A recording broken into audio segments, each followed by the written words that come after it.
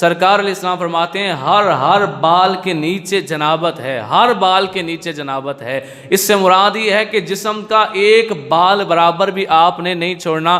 بعض لوگوں نے چھلے پہنے ہوتے ہیں، انگوٹھیاں پہنی ہوتی ہیں، وہ بڑی کسی ہوئی ہوتی ہیں، کئی نے دھاگے باندھے ہوتے ہیں۔ اسلامی بہنوں کے کانوں میں بالیاں ہوتی ہیں، وہ بڑی جو ہے وہ ٹائٹ ہوتی ہیں، اندر سے پانی نہیں گزرتا۔ تو ایسے زیورات یا ایسے ہاتھوں پہ باندھی ہوئی چیزیں، قدموں میں پہنی ہوئی چیزیں، کوئی بھی چیز جو اتنی کسی ہوئی ہے کہ اس سے نیچے پانی نہیں گزرتا، ایسی چیز کا اتارنا غسل سے پہلے واجب ہوتا ہے۔ اور آپ کو پتہ ہے واجب فرض کے قریب ہے، یعنی لازم ہے، یہ اتاریں گے نہیں تو غسل نہیں ہوگا۔ لہٰذا اگر تو پتہ ہے کہ اس طرح تھوڑا سا زیور کو میں ہلاؤں گی تو پانی گزر جائے گا، یا انگوٹھی کو اس طرح ہلائیں گے تو پانی گزر جائے گا، پھر آپ پہ اتارنا واجب اور لازم نہیں ہے۔ لیکن اگر ایسا نہیں ہے، آپ کو پتہ ہے کہ یہ بڑا ٹائٹ ہے، تو پھر اس کو اتارنا آپ پہ لازم ہے۔ اور یہ بھی بتایا تھا کہ پانی کا بہانا فرض ہے، ہر جگہ پہ پانی کا مسح کرنا فرض نہیں ہے۔ یہ جو آپ کی ٹھوڑی کے نیچے کی جگہ ہے، جب تک آپ اس پہ پانی ماریں گے نہیں، یہ غسل نہیں ہوگا۔ ہاتھ گیلا کر کے لگانا، سر پہ ہاتھ گیلا لگائیں تو مسح ہے، تو یہاں بھی لگائیں تو مسح ہے، جہاں بھی لگائیں گیلا ہاتھ لگانا مسح بنتا ہے۔ لہٰذا پانی کا بہنا شرط ہے۔ پانی کے بہانے کے لحاظ سے کان کے اندر بھی جب تک آپ پانی نہیں ڈالیں گے آپ کا غسل نہیں ہوگا۔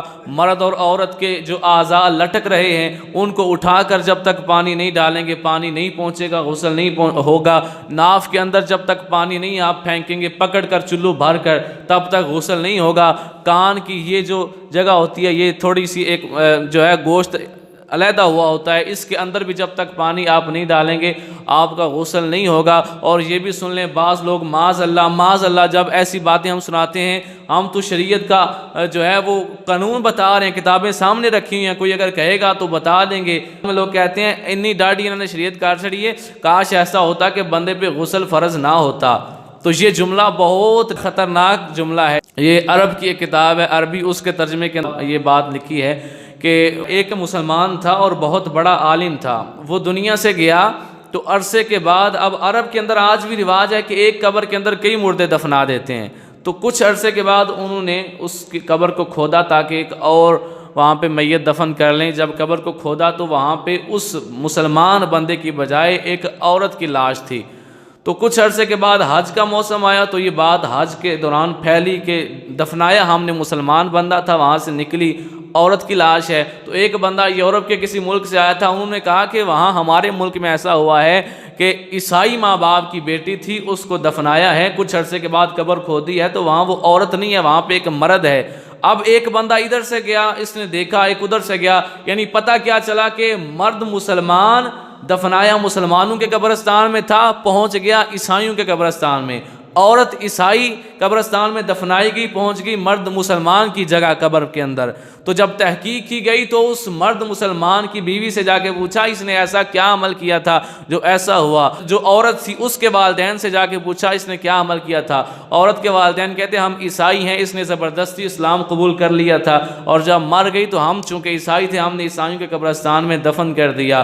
مسلمان کی بیوی کہتی ہے تھا بڑا نیک، علم بڑا رکھتا تھا، لیکن جب بھی مجھ سے صحبت کرتا تھا تو کہتا تھا عیسائیت کے اندر تو موج ہے نا، ان پہ غسل جنابت فرض نہیں ہے، ہمارے اوپر تو یہ اللہ نے معاذ اللہ بوجھ ڈال دیا ہے کہ ہمیں غسل کرنا پڑتا ہے، بس یہی وجہ ہے، مرا ہے، اللہ نے اٹھا کے عیسائیوں کے قبرستان میں پھینک دیا ہے۔